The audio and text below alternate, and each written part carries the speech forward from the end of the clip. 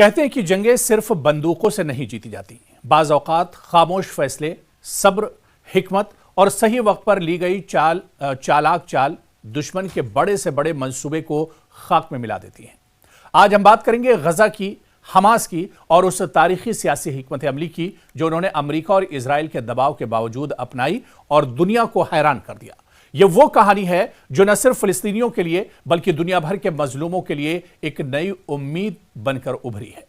चंद दिन पहले ही अमेरिका के सदर डोनाल्ड ट्रंप और इजराइल के वज़ीर आज़म बिन्यामिन नेतन्याहू ने एक ऐसा मंसूबा पेश किया जिसमें फिलिस्तीन के मुस्तकबिल का फैसला यकतरफा अंदाज में किया गया। इस ऐलान के बाद दुनिया भर के मुसलमानों और खासतौर से इंसानी हमदर्दी रखने वालों में शदीद गुस्सा पैदा हुआ। यूं महसूस हुआ जैसे फिलिस्तीन की आज़ादी की जंग खत्म हो चुकी हो।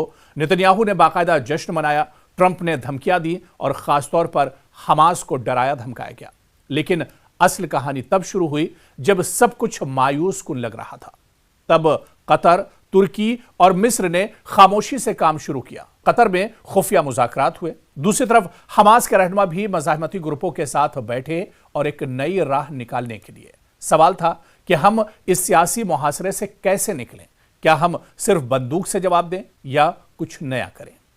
हमास ने न मंसूबा मुकम्मल तौर पर रद्द किया और ना ही मुकम्मल तौर पर कबूल किया, बल्कि एक ऐसी दरमियानी राह निकाली गई जिससे इजराइल और अमेरिका की चाल खुद उनके खिलाफ पलट गई।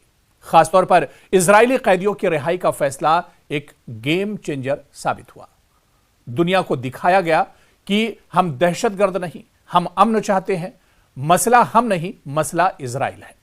तुर्की के वज़ीर खारजा हाकान फिदान, इस्लामी स्कॉलर और कतर के अमीर और दीगर अहम शख्सियात ने अमरीकी मुशीर विटकॉफ और सदर ट्रंप से बाकायदा बातचीत की और एक ऐसा मसवदा तैयार किया गया, एक ऐसा मंसूबा तैयार किया गया जो ट्रंप की सियासी अना को भी खुश करे और हमास की इज्जत और खुद मुख्तारी को भी महफूज रखे।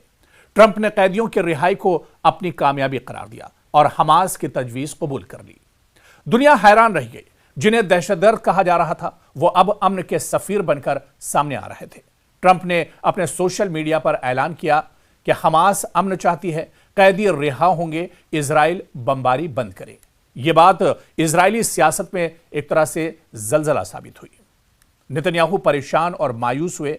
अमरीकी सहीयूनी लॉबी जिसे AIPAC और बिल एक्मेन जैसे सरमायाकार गुस्से में आ गए।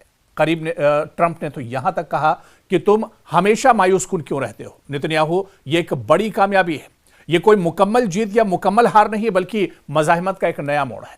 हमास ने खुद को सिर्फ मज़ाहमती ग्रुप नहीं बल्कि जिम्मेदार फरीक के तौर पर इस पूरे मामले में पेश किया। फिलिस्तीनी काज को आलमी सतह पर नई अखलाकी ताकत मिली। अरब ममालिक की कुछ हद तक यकजहती भी इस पूरे मामले में सामने आई और सबसे बढ़कर गजा को सांस लेने का मौका मिला। अब भी मिस्र में जारी बातचीत में हमास के मुतालबात बिल्कुल वाज़ेह हैं। हमास का कहना है कि मुस्तकिल जंगबंदी होनी चाहिए, इजरायली फौज का इनखला होना चाहिए और इमदाद की आज़ाद फराहमी होनी चाहिए। घरों से बेदखल लोगों की वापसी हो, गजा की तामीर न हो और कैदियों का मुनसिफाना तबादला किया जाए। दरअसल ये वाकया सिर्फ एक सियासी चाल नहीं बल्कि ये सबक है। अगर इरादा सच्चा हो और हिकमत के साथ कदम उठाया जाए तो छोटी कौमें भी बड़ी ताकतों को मजबूर कर सकती हैं।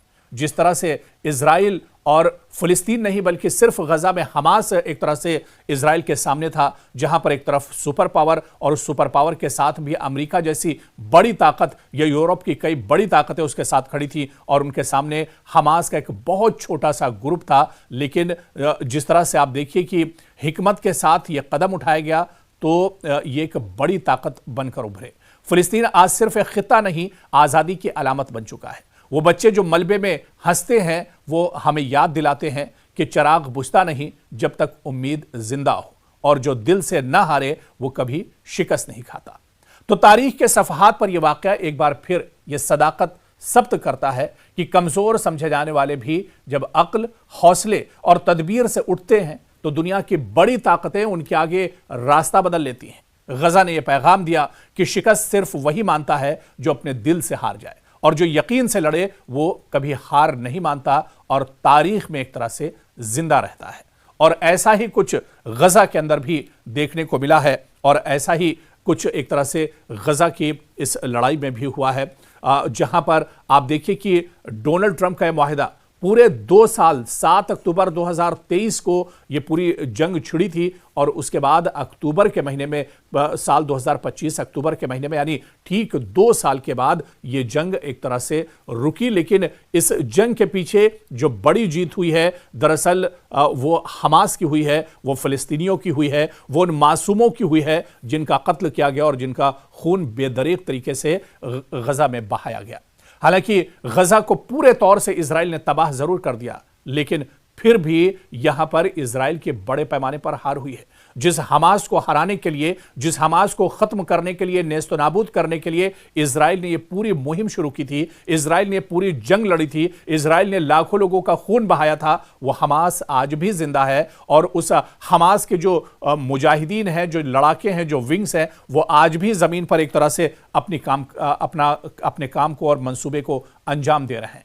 और आप देखिए कि दुनिया की इतनी बड़ी ताकत इजराइल अपने जो उसके बंधक थे हमास के पास, उन्हें पिछले 2 साल में एक तरह से छुड़ाने में नाकाम रही। यानी हमास के पास जो इजरायली बंधक थे उन्हें भी इजराइल पिछले 2 साल में नहीं छुड़ा पाया। हालांकि इजराइल ने हर तरह एड़ी चोटी का जोर लगा लिया, चाहे एयर स्ट्राइक की बात करें, चाहे बमों की बात करें, चाहे रॉकेट हमलों की बात करें, चाहे जमीनी लड़ाई की बात करें, सब कुछ गजा में इजराइल ने कर लिया। लेकिन हमास के पास जो बंधक इजराइल के थे उन्हें नहीं छुड़ा पाया। और यही सबसे बड़ी ताकत हमास की थी, जो इजराइल के बंधक उसके पास थे। और इन्हीं बंधकों को लेकर एक बड़ी डील एक तरह से इजराइल के साथ हुई है और इजराइल को कहीं ना कहीं एक तरह से कमजोर होना पड़ा और एक तरह से झुकना पड़ा, क्योंकि इन्हीं बंधकों को लेकर बड़े पैमाने पर इजराइल में लगातार एहतजाज और प्रोटेस्ट होते रहे। तो वो छोटा सा विंग और छोटा सा ग्रुप मुजाहिदीन का, हमास का, जो पूरे तौर से एक तरह से मुकाबला कर रहा था गजा की सरजमीन पर, हमास वो आज भी जिंदा है। और उसी छोटे से ग्रुप से दुनिया का एक सुपर पावर यानी इजराइल और अमेरिका उसके सामने गिड़गिड़ाते हुए एक तरह से नजर आए और उन्हें भी इस छोटे से ग्रुप के साथ इतना बड़ा मुआहिदा और डील करनी पड़ी। यानी माहिरीन ये मानते हैं कि ये इजराइल की और अमेरिका की बहुत बड़ी हार है।